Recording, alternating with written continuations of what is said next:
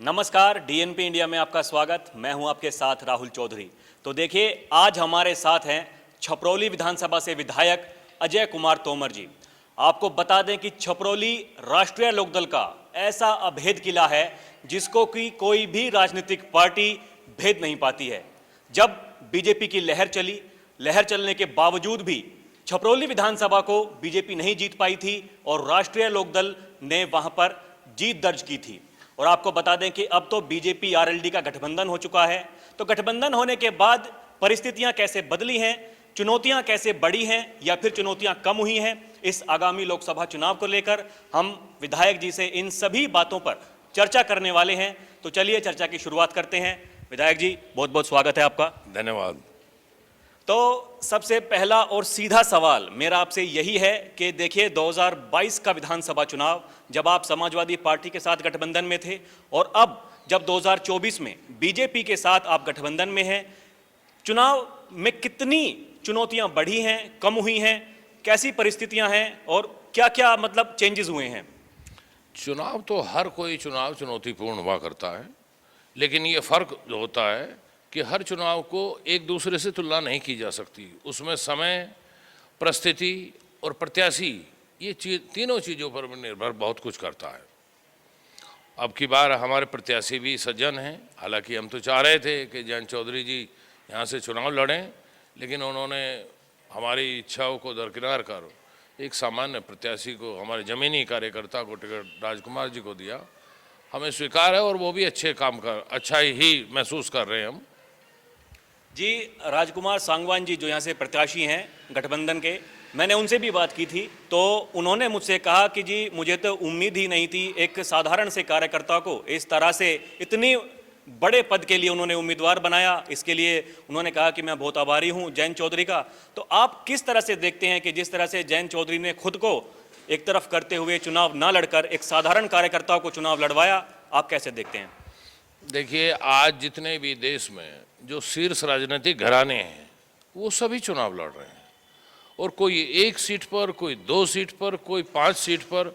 और हमारे यहाँ तो उत्तर प्रदेश में एक दल है, उसके तो 5-5 प्रत्याशी चुनाव मैदान में, एक ही परिवार के।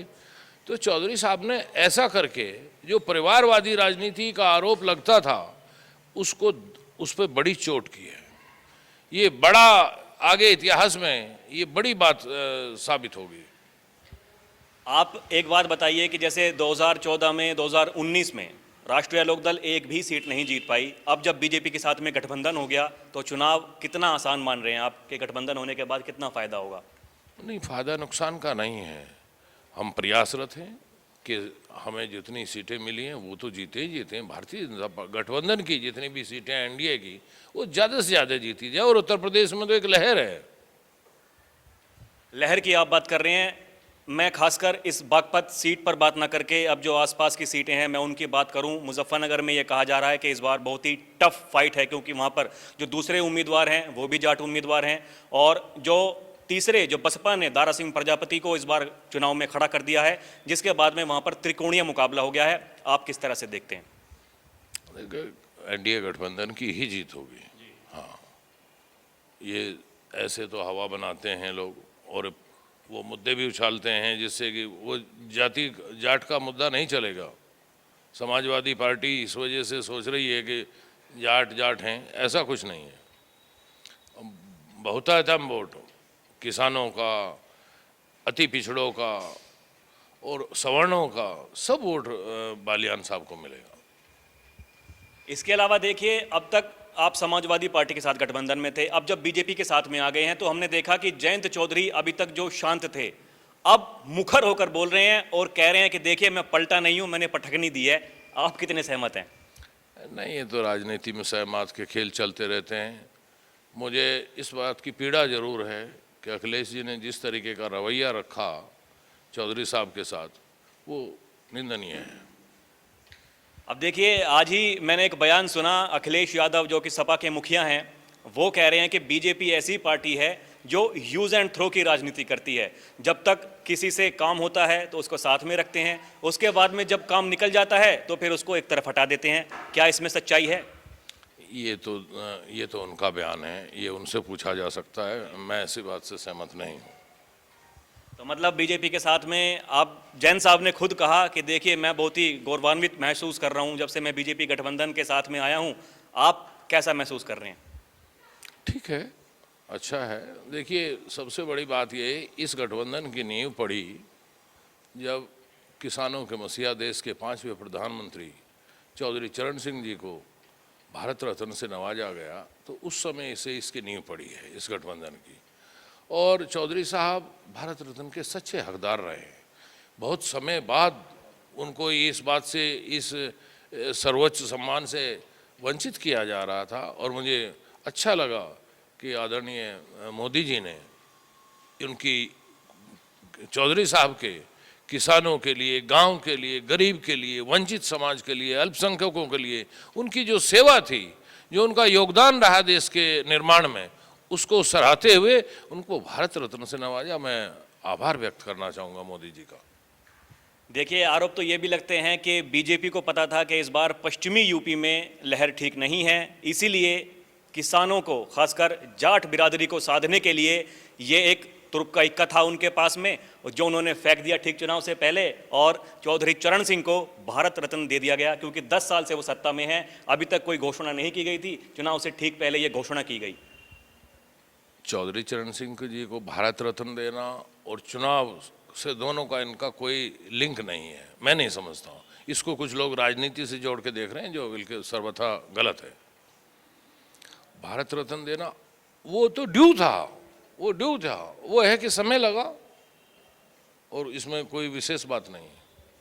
अच्छा, देखिए, ये कहा जा रहा है कि अब जब गठबंधन हो गया तो बीजेपी के जो परंपरागत वोटर्स हुआ करते थे, सवर्ण जाति, वो इस चुनाव में बीजेपी और गठबंधन का विरोध कर रहे हैं। देखिए, तो जनता जनार्दन है, अब वो क्या निर्णय लेती है ये तो भविष्य के गर्भ में छुपा है। मैं समझता हूँ कि ऐसी कोई बात नहीं, जो नाराज़गी की आप कह रहे हैं बातें, और जो कुछ एक सेक्शन में मीडिया के भी आ रही है, ये सब निर्मूल साबित होंगी। ऐसी कोई वो नहीं है, विरोध की बात नहीं है। तो यूपी में गठबंधन कितनी सीटें जीत रहा है एनडीए की, अगर मैं बात करूं? अब हमारे बड़े नेता जिस तरीके की बात कर रहे हैं, हम तो वही कहेंगे। और अब की तो ये कह रहे हैं 400 पार की बात है, और 400 पार तभी होगी कि जब यूपी में ज़्यादा से ज़्यादा सीटें आएँ, 80 सीटें आएँ, 75 सीटें आएँ, तभी ये पार हो पाएगा। देखिए, किसान इस क्षेत्र में बहुतायत में हैं और गन्ना किसान हैं।